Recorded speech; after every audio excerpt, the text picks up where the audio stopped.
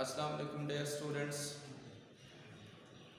जैसा कि आप जानते हैं कि हम ई कैट के हवाले से लेक्चर्स डिस्कस कर रहे थे। प्रीवियस लेक्चर में हम चैप्टर नंबर 7 को डिस्कस कर रहे थे। स्टूडेंट्स, आज हमने नेक्स्ट चैप्टर नंबर 8 को डिस्कस करना है। स्टूडेंट्स, आप जानते हैं कि हम ई कैट के हवाले से हर चैप्टर की सिर्फ MCQ से डिस्कस करते हैं, लिहाजा चैप्टर नंबर 8 के भी आज हमने MCQ डिस्कस करने हैं। हम टाइम ज़ाया किए बगैर MCQs की तरफ चलते हैं।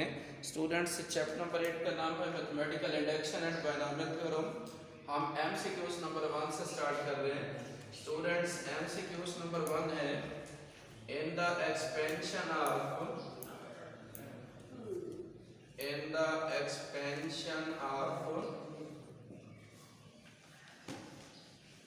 x plus y raised to power n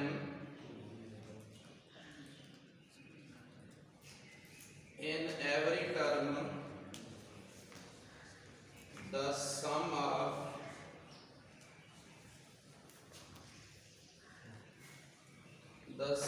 of exponents of x and y is equal to, students, option A है n+1, ऑप्शन बी है n-1, ऑप्शन सी है n, स्टूडेंट्स ऑप्शन डी है n+2। स्टूडेंट्स, सवाल उसका ये है कि वो कहता है कि x plus y raise to power n binomial की पावर n दी गई है। वो कहता है कि इस बाइनॉमियल को अगर हम एक्सपेंड करें तो बाइनॉमियल के एक्सपेंशन के अंदर हर टर्म के अंदर वेरिएबल x और वेरिएबल y दोनों के एक्सपोनेंट्स का सम किसके इक्वल होगा। स्टूडेंट्स, एक्सप्लेनेशन के अंदर हम इसको चेक करेंगे कि इसके अंदर क्वेश्चन में क्या पूछा गया है, हमने क्या आंसर बताना है। Students, x plus y raise to power n, इसको बाइनॉमियल थ्योरम से हम एक्सपेंड करेंगे। बाइनॉमियल थ्योरम से एक्सपेंड करें, कैसे एक्सपेंड करेंगे, n combination 0 x raise to power n y raise to power 0 plus n combination 1 x raise to power n-1 y raise to power 1 plus n combination 2 x raise to power n-2 y square plus so on n combination n x raise to power 0 y raise to power n। Students, आप जानते हैं कि binomial theorem की help से जब हम किसी binomial को एक्सपेंड करते हैं तो सबसे पहले क्या लिखते होते हैं, पावर n है तो n कॉम्बिनेशन 0, पहली टर्म की पावर n होगी, दूसरी टर्म की पावर 0 होगी। स्टूडेंट्स, इसके बाद हर नेक्स्ट टर्म के अंदर पहली टर्म की पावर कम होती जाएगी, दूसरी टर्म की पावर, पहले वेरिएबल की पावर कम होती जाएगी, दूसरे वेरिएबल की पावर बढ़ती जाएगी। यूं x की पावर कम होते होते 0 हो जाएगी, y की पावर बढ़ते बढ़ते क्या हो जाएगी, n हो जाएगी। स्टूडेंट, सवाल उसका ये है, वो कहता है कि जैसे ये पहली टर्म है, ये दूसरी टर्म है, ये तीसरी टर्म है, अप टू सो ऑन ये लास्ट टर्म है। वो कहता है कि इस पहली टर्म में वेरिएबल x और वेरिएबल y, इन दोनों वेरिएबल्स की पावर को इन दोनों के एक्सपोनेंट का सम करें तो कितना बनेगा। स्टूडेंट्स, पहली टर्म के अंदर देखें, n x की पावर n है, y की पावर 0 है तो n+0 करें तो n आएगा। दूसरी टर्म के अंदर x की पावर n-1 है, y की पावर 1 है, x और y के एक्सपोनेंट्स का सम करें तो इधर भी n मिलेगा। तीसरी टर्म के अंदर स्टूडेंट्स x की पावर n-2 y स्क्वायर है तो x और y के एक्सपोनेंट्स का सम करें तो ये भी n मिलेगा। स्टूडेंट्स, हमने देखा कि इस बाइनॉमियल को एक्सपेंड किया, इसके एक्सपेंशन के अंदर हर टर्म के अंदर वेरिएबल x और वेरिएबल y इन दोनों की पावर्स का जब हम सम करते हैं तो हर जगह पे n मिलता है। इसका मतलब है इस बाइनॉमियल के एक्सपेंशन में हर टर्म के अंदर वेरिएबल x और वेरिएबल y के एक्सपोनेंट्स का सम n है, तो लिहाजा ऑप्शंस के अंदर जाएंगे, जिस ऑप्शन के अंदर n होगा वही हमारा राइट ऑप्शन होगा। Option A n+1, option B n-1, option C n है तो ऑप्शन सी हमारा राइट ऑप्शन होगा।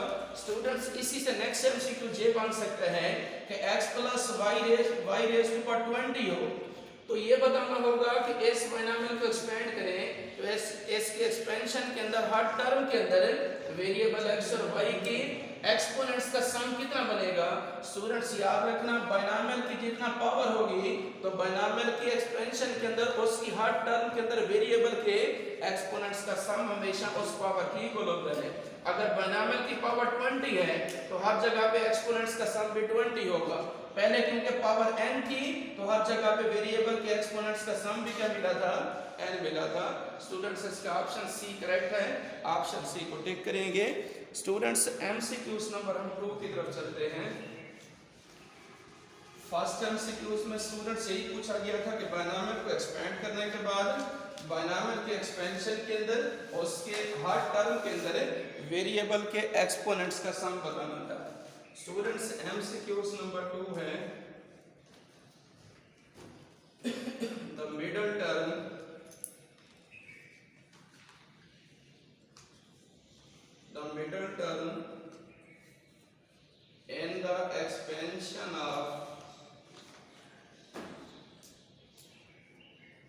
in the expansion of a plus b raised to power 20 is students option A है 10th टर्म, ऑप्शन बी है 11th term, option C है 12th term, option D है 13th term. Students explanation के तरफ देखेंगे। सवाल उसका यह है कि बाइनॉमियल गिवन है, इस बाइनॉमियल की मिडल टर्म पूछी गई है कि आप बताएं कि इस बाइनॉमियल की मिडल टर्म कौन सी होगी। स्टूडेंट्स सबसे पहले आपको पता होगा कि बाइनॉमियल को एक्सपेंड करें, बाइनॉमियल के एक्सपेंशन के अंदर बाइनॉमियल की पावर से एक टर्म ज्यादा मिलती है। स्टूडेंट्स जो बाइनॉमियल हमारे पास गिवन है वो है a plus b raised to power 20। Students जब हम इस बाइनॉमियल को एक्सपेंड करेंगे तो इस बाइनॉमियल के एक्सपेंशन के अंदर टोटल कितने टर्म्स मिलेंगे? क्योंकि बाइनॉमियल की पावर 20 है तो इसके एक्सपेंशन के अंदर 21 टर्म्स मिलेंगी, यानी कि 21 टर्म्स मिलेंगी। स्टूडेंट्स हमने ये बताना है कि इस बाइनॉमियल की मिडल टर्म क्या होगी। स्टूडेंट्स इसकी बाइनॉमियल के अंदर वो जितना भी 21 टर्म्स मिलेंगी उनमें एक टर्म ऐसी होगी जो मिडल टर्म होगी, बाज़ दफा दो भी मिडल टर्म्स होती हैं। मिडल टर्म्स को स्टूडेंट्स हम कैसे देखते हैं ये समझना है। स्टूडेंट्स जब हमने मिडल टर्म को देखना हो तो हमेशा बाइनॉमियल की पावर को देखा जाता है। बाइनॉमियल की पावर अगर इवन हो तो बाइनॉमियल के एक्सपेंशन के अंदर मिडल टर्म 1 होती है, बाइनॉमियल की पावर ऑड हो तो बाइनॉमियल के एक्सपेंशन के अंदर मिडल टर्म्स 2 होती हैं। स्टूडेंट्स इधर जो पावर दी गई है 20 है, 20 इवन नंबर है, लिहाजा इस बाइनॉमियल को स्टूडेंट जब हम एक्सपेंड करेंगे तो इसके एक्सपेंशन के अंदर मिडल टर्म 1 होगी। एक मिडल टर्म फाइंड करने का स्टूडेंट्स ये फार्मूला होता है n+2/2 टर्म। स्टूडेंट्स इस फार्मूले के अंदर हम क्या करेंगे? इस बाइनॉमियल की पावर को n की जगह पुट करेंगे। स्टूडेंट जब हम n की जगह 20 को लिखते हैं 20+2/2 तो 20+2 22 बनेगा। 22 को 2 पे डिवाइड करेंगे स्टूडेंट्स ये हमें 11 मिलेगा। इसका मतलब है स्टूडेंट्स इस बाइनॉमियल को अगर हम एक्सपेंड करें तो इसके एक्सपेंशन के अंदर टोटल 21 टर्म्स मिलेंगी। उन 21 टर्म्स के अंदर जो 11th नंबर वाली टर्म होगी वो इस बाइनॉमियल की मिडल टर्म कहलाएगी। लिहाजा हम ऑप्शंस के अंदर देंगे जिस ऑप्शंस के अंदर 11th होगा वो हमारा राइट ऑप्शन होगा। स्टूडेंट ऑप्शन ए 10th है, ऑप्शन बी 11th है, लिहाजा ऑप्शन बी राइट ऑप्शन है, ऑप्शन बी को टिक करेंगे। स्टूडेंट्स नेक्स्ट एमसीक्यूज नंबर 3 की तरफ हम चलते हैं।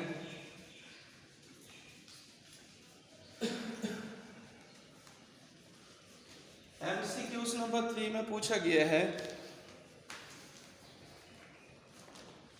एमसीक्यूज नंबर 3 है 1 plus x raised to power minus m is valid when students option A है x mod is equal to 1, option B है x mod not equal to 1, students option C है x mod is greater than 1, students option D है x mod is less than 1। Students explanation के अंदर हमने इसको check करना है कि इसका राइट ऑप्शन कौन सा होगा। जो बाइनॉमियल स्टूडेंट्स गिवन है सबसे पहले इस बाइनॉमियल को लिखें 1 plus x raised to power minus n। Dear students, आप जानते हैं कि जब बाइनोमियल की पावर पॉजिटिव इंटीजर हो तो उस बाइनोमियल को एक्सपेंड करने के लिए हमेशा हम बाइनोमियल थ्योरम यूज करते हैं। जब बाइनोमियल की पावर नेगेटिव हो या रैशनल फॉर्म में हो, बटे की शक्ल में हो, तो उस बाइनोमियल को एक्सपेंड करने के लिए हमेशा हम बाइनोमियल सीरीज का फार्मूला यूज करते हैं। स्टूडेंट्स, इस बाइनोमियल की पावर भी नेगेटिव है, लिहाजा इसको एक्सपेंड करने के लिए भी हम बाइनोमियल सीरीज का फार्मूला यूज करेंगे। बाइनोमियल सीरीज का फार्मूला अप्लाई करने के लिए बाइनोमियल के अंदर पहली शर्त ये है कि बाइनोमियल की पहली टर्म का 1 होना जरूरी है। अगर बाइनोमियल की पहली टर्म 1 होगी तो उसके ऊपर बाइनोमियल सीरीज का फार्मूला अप्लाई करेंगे। अगर पहली टर्म 1 नहीं होगी तो पहले पहली टर्म को 1 बनाएंगे। स्टूडेंट्स, यहाँ पे देखें पहली टर्म 1 है, लिहाजा हम इस बाइनोमियल को बाइनोमियल सीरीज की हेल्प से एक्सपेंड कर सकते हैं। हमारा सवाल क्या है स्टूडेंट्स? हमारा सवाल यह है कि वो कहता है कि ये बाइनोमियल बताएं x की किन वैल्यूज के ऊपर वैलिड है, इसकी एक्सपेंशन कब वैलिड होगी, उसका क्राइटेरिया क्या होता है। स्टूडेंट्स, एक्सपेंशन का यानी कि जब हमने किसी बाइनोमियल को बाइनोमियल सीरीज के लिहाज से एक्सपेंड करना हो तो उसकी एक्सपेंशन का क्राइटेरिया ये होता है कि जो भी बाइनोमियल की सेकंड टर्म होगी, सबसे पहली कंडीशन क्या है कि पहली टर्म का 1 होना जरूरी है। जब पहली टर्म 1 हो तो वो बाइनोमियल उस वक्त हम एक्सपेंड कर सकते हैं जब बाइनोमियल की सेकंड टर्म क्या होगी, 1 से लेस होगी, 1 से लेस होगी। स्टूडेंट्स, ये वैलिडिटी का क्राइटेरिया है। जब भी आपसे ये पूछा जाए कि ये एक्सपेंशन कब वैलिड होगी तो आपने क्या करना होगा, बाइनोमियल की जो दूसरी टर्म होगी हमेशा उसका मॉड लेंगे। जब हम दूसरी टर्म का मॉड लेते हैं तो इसे पढ़ते होते हैं न्यूमेरिकल वैल्यू। स्टूडेंट्स, याद रखना बाइनोमियल की जो सेकंड टर्म है अगर वो न्यूमेरिकली लेस देन 1 हो तो उस वक्त एक्सपेंशन क्या होती है, वैलिड होती है। ये एक्सपेंशन की वैलिडिटी का क्राइटेरिया है। स्टूडेंट्स, ऑप्शंस के अंदर जिस ऑप्शन के अंदर x मॉड लेस देन 1 होगा वो ऑप्शन इसका राइट ऑप्शन होगा। Option A x mod is equal to 1, option B x mod not equal to 1, option C x mod greater than 1, option D x mod less than 1। लिहाजा option D हमारा right option होगा। जब x mod क्या होगा, less than 1 होगा, उस वक्त ये एक्सपेंशन स्टूडेंट्स क्या होगी, वैलिड होगी। इसको हम एक्सपेंड कर सकते हैं। स्टूडेंट्स, नेक्स्ट एमसीक्यूज है MCQs number 4।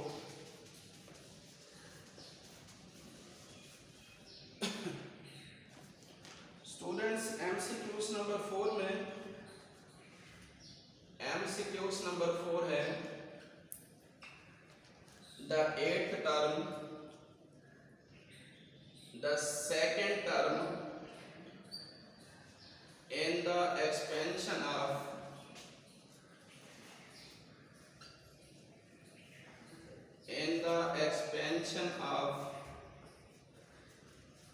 1 plus x raised to power minus 1 is। Students, option A है 1, ऑप्शन बी है -1, option C x square, option D none of these. Students, ये पूछा गया है कि ये जो बाइनोमियल गिवन है इसकी सेकंड टर्म कौन सी होगी। ऑप्शंस के अंदर टर्म्स दी गई है, इनमें चेक करना है कौन सी इसकी सेकंड टर्म होगी। स्टूडेंट्स, हमने करना क्या होगा, सबसे पहले जो बाइनोमियल गिवन है आपने उस बाइनोमियल को लिखना है। स्टूडेंट्स, सबसे पहले हमने बाइनोमियल की पहचान करनी है। बाइनोमियल की पावर अगर नेगेटिव है या रैशनल फॉर्म में है तो उस बाइनोमियल को एक्सपेंड करने के लिए हम बाइनोमियल सीरीज का फार्मूला अप्लाई करेंगे। बाइनोमियल सीरीज का फार्मूला स्टूडेंट्स आप जानते होंगे। अब बाइनोमियल सीरीज का डायरेक्ट मैं फार्मूला अप्लाई कर रहा हूँ। कैसे? बाइनोमियल सीरीज का फार्मूला अप्लाई करने के लिए सबसे पहले पहली टर्म को हमेशा 1 लिखते हैं। 1 plus n over 1 factorial. Students, n की जगह हम लिखेंगे -1 ओवर 1 फैक्टोरियल, साथ x रेज़ टू पावर क्या होगी, 1 होगी। स्टूडेंट्स, बाइनोमियल सीरीज की नेक्स्ट टर्म क्या होगी, n into n minus 1 over 2 factorial x square plus 1। Students, ये मैंने बाइनोमियल सीरीज का फार्मूला अप्लाई किया।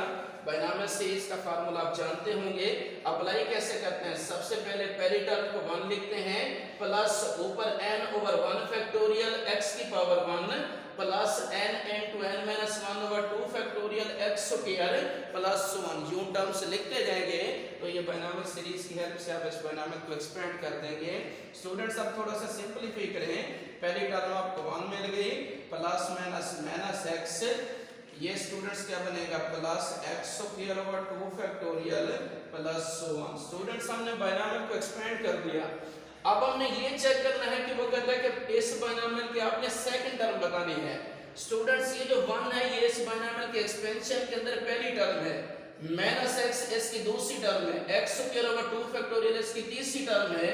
हमसे पूछेगी ये सेकंड टर्म, सेकंड टर्म यहाँ पे माइनस एक्स है। ऑप्शंस के अंदर जाएंगे, जिस ऑप्शन के अंदर माइनस एक्स होगा वही हमारा राइट ऑप्शन होगा। स्टूडेंट ऑप्शन ए 1 है, ऑप्शन बी -1 है, ऑप्शन सी एक्स स्क्वायर है, option D none of these है। माइनस एक्स पहले तीनों ऑप्शंस में नहीं है तो नन ऑफ दीज वाले ऑप्शन को आप टिक करेंगे, यही हमारा राइट आंसर होगा। स्टूडेंट्स एमसीक्यूज नंबर 5 की तरफ चलते हैं।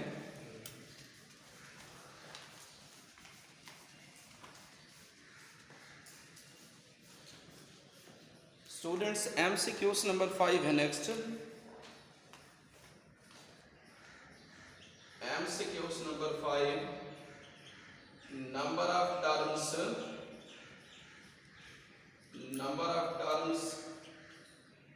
in the expansion of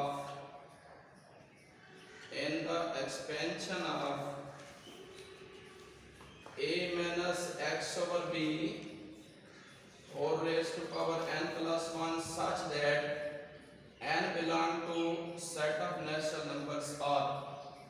students option A है n, option B n plus 1, option C n plus 2, option D n plus 3। Students ये सवाल पूछा गया है, वो कहता है कि इस बायनॉमियल को अगर हम एक्सपेंड करें, बायनॉमियल की पावर दी गई है n plus 2। स्टूडेंट्स n के बारे में बता दिया है कि n हमेशा नेचुरल नंबर होगा, इनके n क्या होगा नेचुरल नंबर, या इसे पॉजिटिव इंटीजर भी कह सकते हैं। स्टूडेंट्स इस बायनॉमियल के एक्सपेंशन के अंदर वो कहता है कि टोटल कितना टर्म्स होंगे। हम प्रीवियस एमसीक्यूज के अंदर पढ़ चुके थे कि अगर किसी बायनॉमियल को एक्सपेंड करना हो तो बायनॉमियल के एक्सपेंशन के अंदर उसकी पावर से एक टर्म ज्यादा होती है। स्टूडेंट्स बायनॉमियल की पावर है n plus 2। जब हम इस बायनॉमियल को एक्सपेंड करेंगे तो इसके एक्सपेंशन के अंदर पावर से एक टर्म ज्यादा मिलेगी। पावर अगर n plus 2 है तो इसमें एक ऐड कर दें तो स्टूडेंट्स ये बन जाएगा n plus 3। यानी कि स्टूडेंट जब हम इस बायनॉमियल को एक्सपेंड करेंगे तो इस बायनॉमियल के एक्सपेंशन के अंदर टोटल n plus 3 टर्म्स मिलेंगी। अब हम ऑप्शंस के अंदर जाएंगे, जिस ऑप्शन के अंदर n plus 3 होगा वही हमारा राइट ऑप्शन होगा। Option A n, option B n plus 1, option C n plus 2, option D n plus 3। तो n plus 3 वाला ऑप्शन राइट ऑप्शन होगा, लिहाजा ऑप्शन आपने ऑप्शन डी को टिक कर रहे हैं, यही एमसीक्यूज नंबर 5 का करेक्ट ऑप्शन होगा। स्टूडेंट्स नेक्स्ट एमसीक्यूज नंबर 6 की तरफ चलते हैं। एमसीक्यूज नंबर 6 है, if n combination 2 and n combination 8 are the binomial coefficients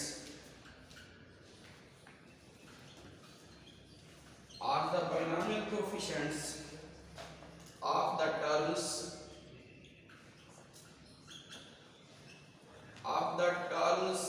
equidistant from the beginning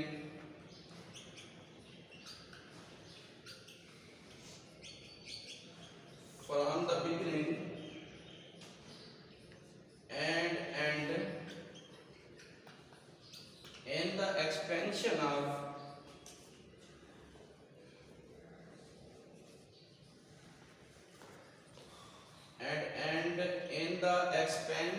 of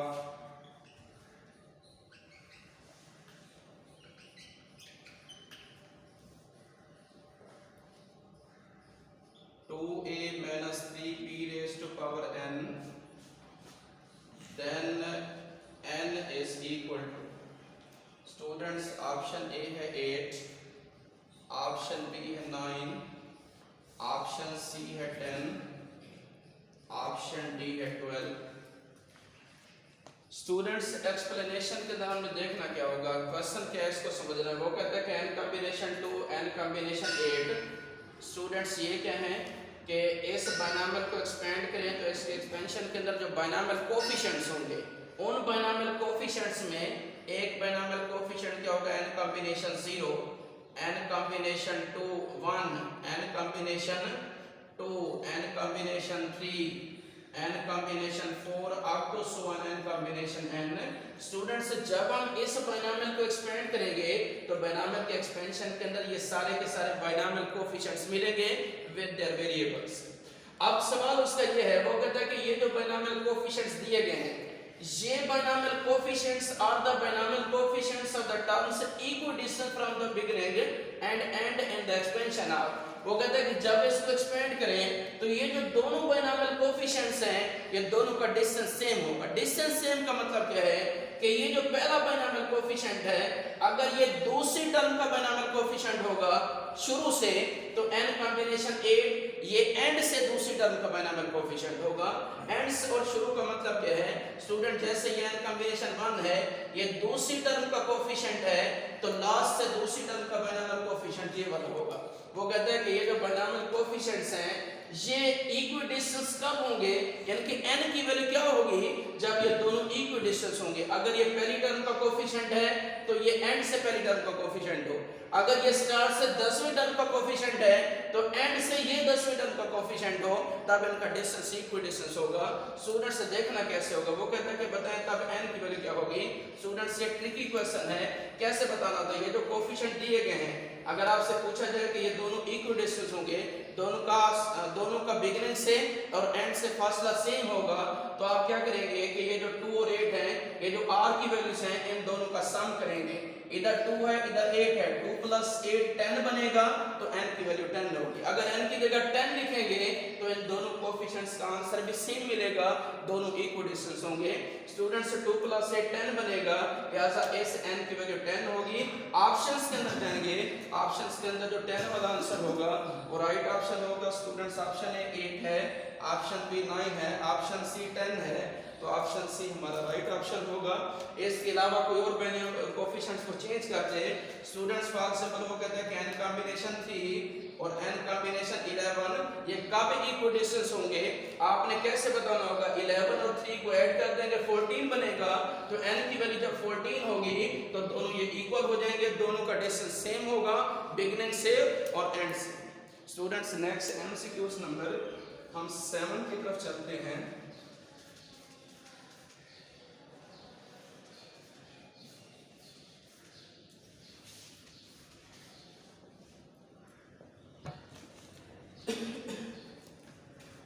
students MCQs number 7 है, if n + 1 combination 1 plus n + 1 combination 2 plus n + 1 combination 3 plus so on plus n + 1 combination n + 1 is equal to 127, then n is equal to। Students हम MCQs number 7 को explain. Students option given है, option A है 6, option B 7, option C 8, option D 9। Students सवाल उसका यह है कि इन binomial coefficients का सम 127 के इक्वल है। आपने ये बताना है कि n की वैल्यू क्या होगी। स्टूडेंट्स एक्सप्लेनेशन के अंदर हमने इस बाइनॉमियल कोफिशिएंट्स के सम को 127 के इक्वल पुट करना है और n की वैल्यू फाइंड करनी है।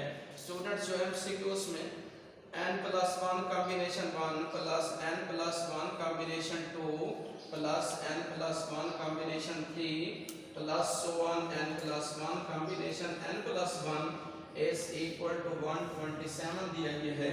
स्टूडेंट्स याद रखना बाइनॉमियल कोफिशिएंट्स का सम आपने पढ़ा होगा, बाइनॉमियल कोफिशिएंट्स का सम n combination 0 plus n combination 1 plus n combination 2 plus so on n combination n। Binomial coefficients का सम स्टूडेंट्स आपने पढ़ा होगा ये 2 raised to power n के इक्वल होता है। स्टूडेंट्स इसी से हमें ये रिजल्ट निकालना है। देखिए n कॉम्बिनेशन 0 का आंसर 1 होता है।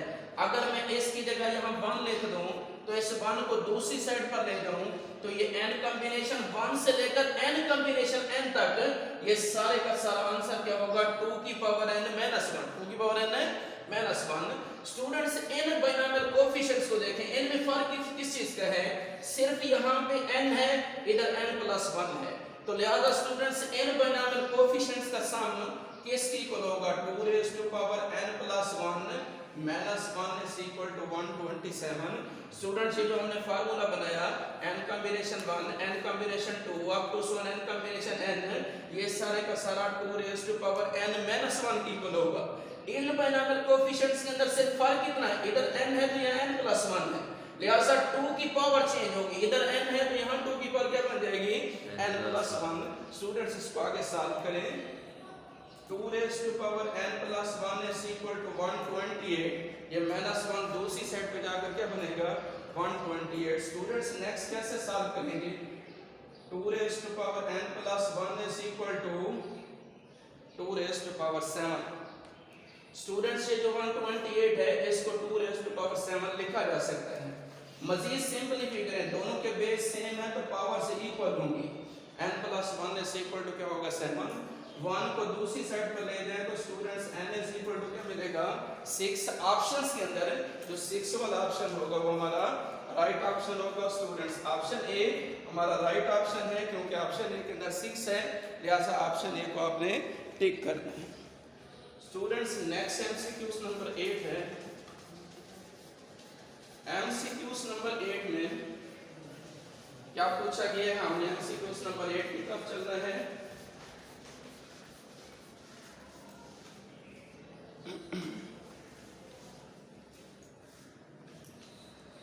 स्टूडेंट्स सिंपल से एमसीक्यूज है। एमसीक्यूज नंबर 8,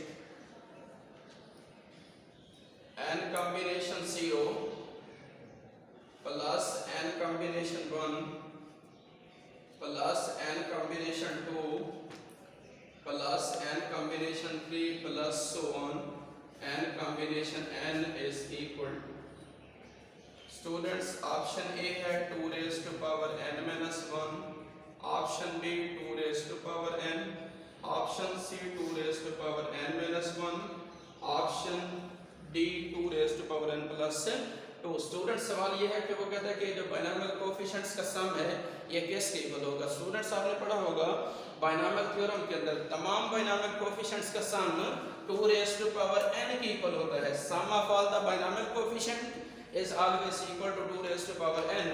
हम स्टूडेंट्स तमाम बाइनोमियल कोएफिशिएंट्स होंगे तो उनका सम होगा 2 रेज़ टू पावर n। इन बाइनोमियल कोएफिशिएंट्स के अंदर हाफ होते हैं इवन बाइनोमियल कोएफिशिएंट्स और हाफ क्या होते हैं ऑड बाइनोमियल कोएफिशिएंट्स। अगर इवन बाइनोमियल कोएफिशिएंट्स या ऑड बाइनोमियल कोएफिशिएंट्स का सम पूछा जाए फिर होगा 2 raise to power n minus 1। Students इस एमसीक्यूज के अंदर सारे बाइनोमियल कोएफिशिएंट दिए गए हैं तो इन तमाम बाइनोमियल कोएफिशिएंट्स का sum 2 raise to power n के इक्वल होगा। ऑप्शंस के अंदर जहां 2 रेज़ टू पावर n होगा वही हमारा राइट ऑप्शन होगा। स्टूडेंट्स ऑप्शंस के अंदर जाएं तो ऑप्शन बी के अंदर 2 रेज़ टू पावर n मौजूद है, ऐसा ऑप्शन बी हमारा राइट ऑप्शन होगा। ऑप्शन बी को टिक करेंगे। स्टूडेंट्स नेक्स्ट एमसीक्यूज नंबर 9 है। एमसीक्यूज नंबर 9 में क्या पूछा गया है उसको कैसे सॉल्व करना है, हम एमसीक्यूज नंबर 9 को राइट करते हैं। स्टूडेंट्स एमसीक्यूज नंबर 9 है, last term in the expansion of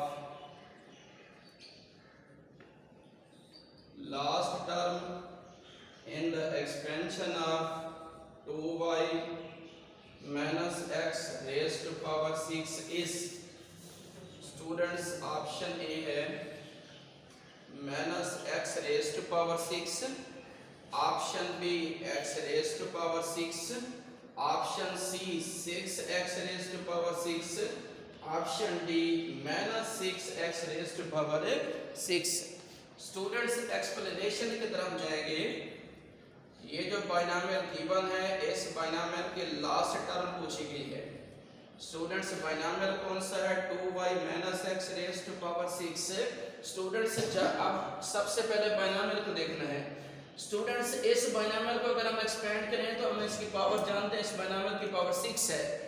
जब हम इस बाइनोमियल को एक्सपेंड करेंगे तो बाइनोमियल के एक्सपेंशन के अंदर पावर से एक टर्म ज्यादा मिलेगी, तो इस बाइनोमियल के एक्सपेंशन के अंदर टोटल 7 टर्म्स मिलेगी, यानी कि जो इसकी लास्ट टर्म होगी वो 7th टर्म होगी। अब हमने इसकी 7th टर्म फाइंड करनी है।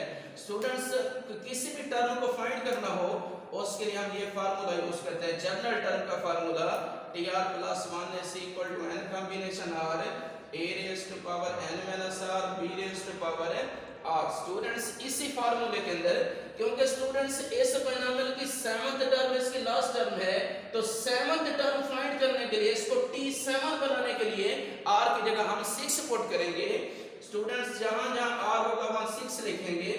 6 plus 1 क्या बनेगा 7, n की जगह क्या आ जाएगा स्टूडेंट 6, r की जगह क्या होगा 6 कॉम्बिनेशन 6, a की जगह स्टूडेंट्स क्या लिखेंगे 2y, ऊपर n की जगह 6, r की जगह 6, b की जगह क्या होगा स्टूडेंट्स -x, पावर r की जगह क्या लिखेंगे 6।